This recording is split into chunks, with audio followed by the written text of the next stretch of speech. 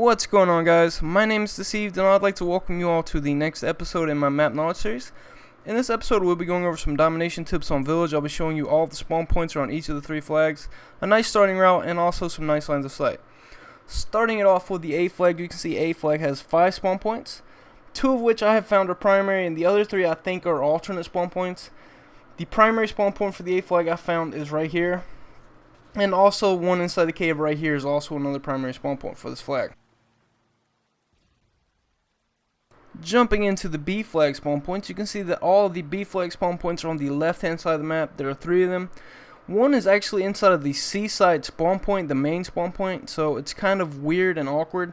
You can actually spawn here if you own A and B, so everyone who owns just the C flag, you kind of need to watch for people coming from that side of the map where you initially spawned in. Jumping into the C flag, you can see that the C flag also has 5 spawn points. I'll go ahead and say 3 of which of these are primary. You really only spawn inside the one inside the building by the C flag, but this is a primary spawn point for over here. Also, zooming on in up under the porch in the corner right here is another primary spawn point. And also, like I said, inside of the building right here is another primary spawn point for the C flag. Here's a nice little starting route coming off of the C flag. The yellow route is the route where you're going to be taking, and the red route is the route we're going to need to be watching once we actually get there. So, starting it off, I'm going to fast forward it. I like to throw flashbangs just to make sure no one's actually coming from that little cave area, and I did get a hit marker here, so I know there's a guy there, so I'm going to take my time. I like to do this area right here just because if I'm not playing the objective, I at least want to be able to cover the objective, and this is a nice little area to be in if you want to do that. My teammates got B, they died on B, but I was able to kill the guy that kind of killed them, and you can clearly see right here just by this clip alone that I am stopping them from getting to B, so nice little area to be in.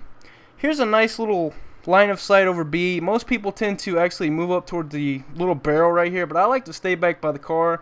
It's going to give you a little bit more of an advantage if you have a long range weapon. Here's a nice little line of sight underneath the car looking at B. If they're camping behind that barrel right there, it's going to be easy killings for you.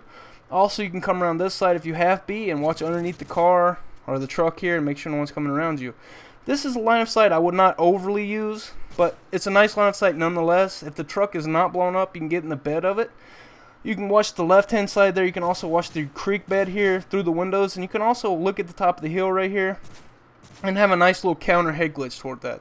Here's another little line of sight here watching over the B flag, and if you just lay down right here, you're going to have a nice little line of sight kind of just overwatching that area.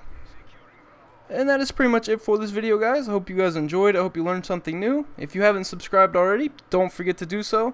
I'll be posting the domination site for this in another 2 weeks, and also free-for-all in between. So, hope you guys enjoyed it, and I will see you guys later.